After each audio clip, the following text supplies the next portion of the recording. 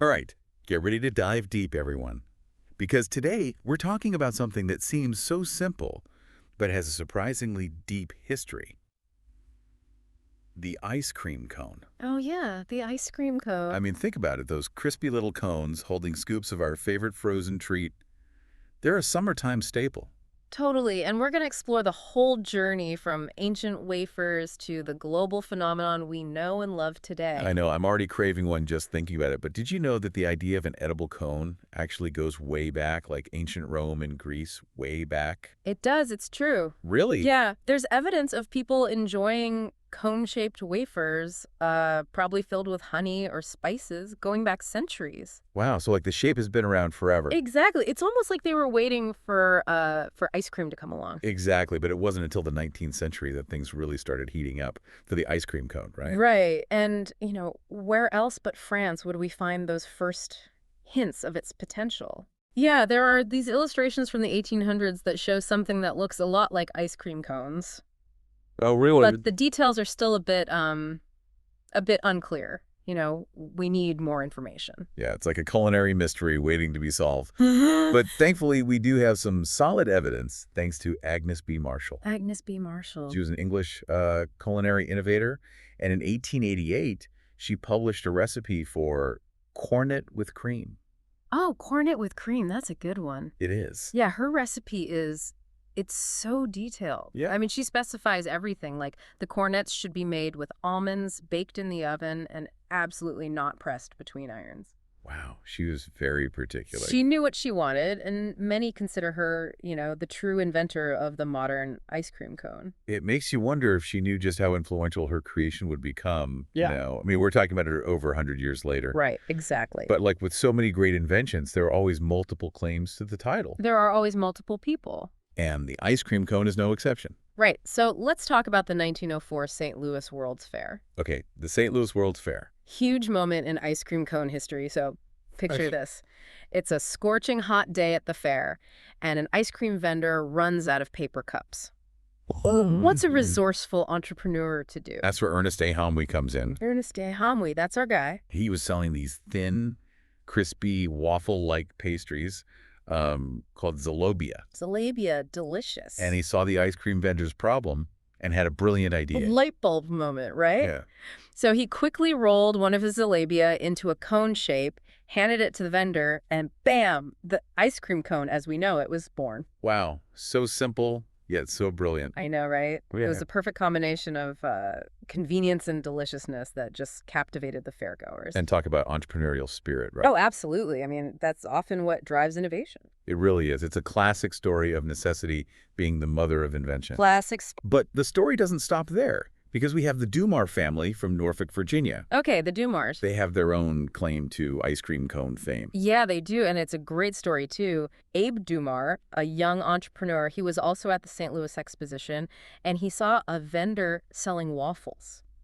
Oh, So he bought one, rolled it up, and filled it with ice cream, and boom, another ice cream cone is born. wow, that's amazing. So two different origin stories at the same event. At the same event, pretty wild, and get this, the Dumar family, they're still in the ice cream business today. They are. Yeah, they opened Dumar's Cones and BBQ in 1907, and it's still going strong. Wow, that's a real testament to their cones and, I mean, their entrepreneurial spirit as well. For sure, but imagine hand-rolling all those cones to keep up with demand. Oh, yeah, that must have been a lot of work. I know, and that's where the story takes another turn. Okay, where are we going now? We're going to meet Frederick Bruckman, an inventor who revolutionized cone production. Okay, Frederick Bruckman, the cone revolutionary. Yeah, so by 1912, he had developed a machine that could, mold, bake, and trim ice cream cones with incredible speed and efficiency. Wow, a cone-making machine, that's a game changer. Oh, yeah, it's like the moment the ice cream cone went from like a novelty to a mass-produced sensation. Exactly, and I bet that made them way more affordable, too. Absolutely. It opened the door for wider distribution so everyone could enjoy them. It's amazing how one invention can change everything. Yeah, it really highlights the ripple effect, and Bruckman's story doesn't end there either. Really? What else happened? So in 1928, his company was acquired by, get this, Nabisco. Nabisco.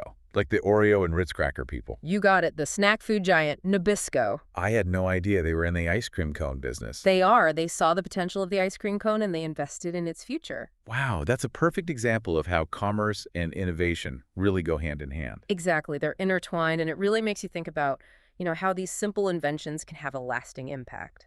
Absolutely. We've gone from ancient wafers to mass production in just this one segment. I know, we've covered a lot of ground. I can't wait to see what other delicious twists and turns this story takes. There are plenty more to come, but that's a story for our next segment. Welcome back, everyone. I don't know about you, but I'm still reeling from the ice cream cone's journey so far. Yeah, it's pretty amazing how much history is packed into that crispy little cone. It really is. Who knew? But we left off talking about Nabisco acquiring Bruckman's company, so where do we go from there? Well, from there, we see even more innovation happening in the world of cones. Okay, so cones are everywhere. They're being mass-produced. What's the next big leap? Well, you've got your cone, you've got your ice cream, but you still got to scoop it in, right? Yeah.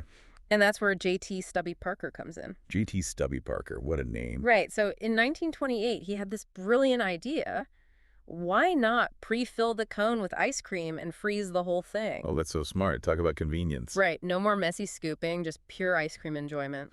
And wasn't this the birth of the iconic drumstick? Bingo.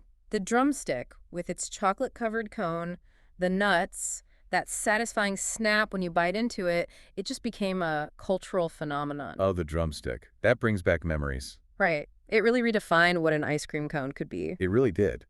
But this journey isn't over yet, is it? We're heading to Italy now, right? We are, and this part of the story is all about solving a very common cone problem, the dreaded soggy cone. Oh, yeah, I've been there. You're enjoying your ice cream, but then the cone starts to soften. It's the worst. It can really ruin the experience. Yeah, and it always seems to happen right when you're about to take that last perfect bite. Exactly. So in 1959, an Italian company called Spica, they came up with a game-changing solution, the Cornetto. Okay, the Cornetto. Tell me more.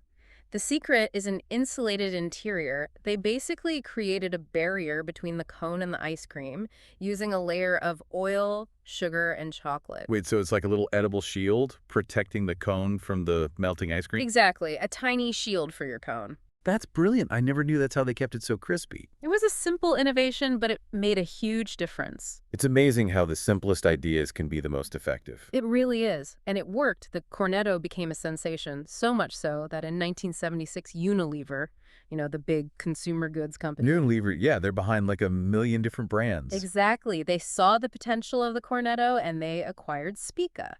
So from a small Italian company to a worldwide phenomenon, that's quite the journey. It is. It's a perfect example of how a good idea combined with, some savvy marketing can really take off. So we've gone from ancient wafers to mass production to pre-filled cones and now insulated cones. What's next?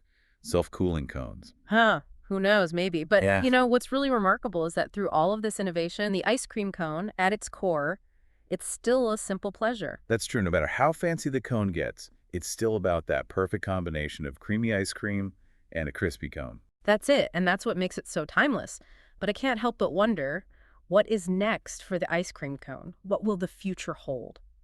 That's a great question. I mean, we've seen so much innovation already. What else could they possibly come up with? Well, that's the beauty of it, isn't it? The possibilities are endless. Maybe we'll see cones made from, entirely new materials or infused with crazy flavors. Who knows? Can't wait to find out. Welcome back to the deep dive.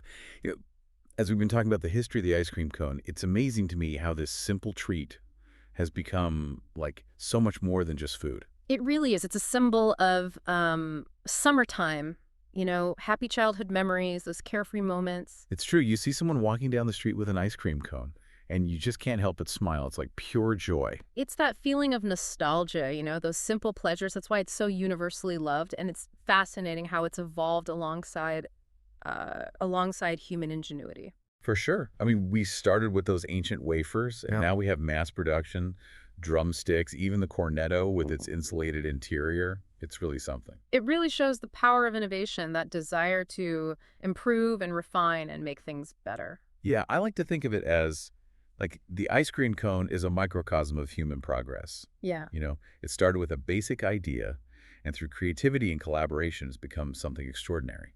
I love that. It shows how Even something as simple as an ice cream cone can have this whole story of human ingenuity within it.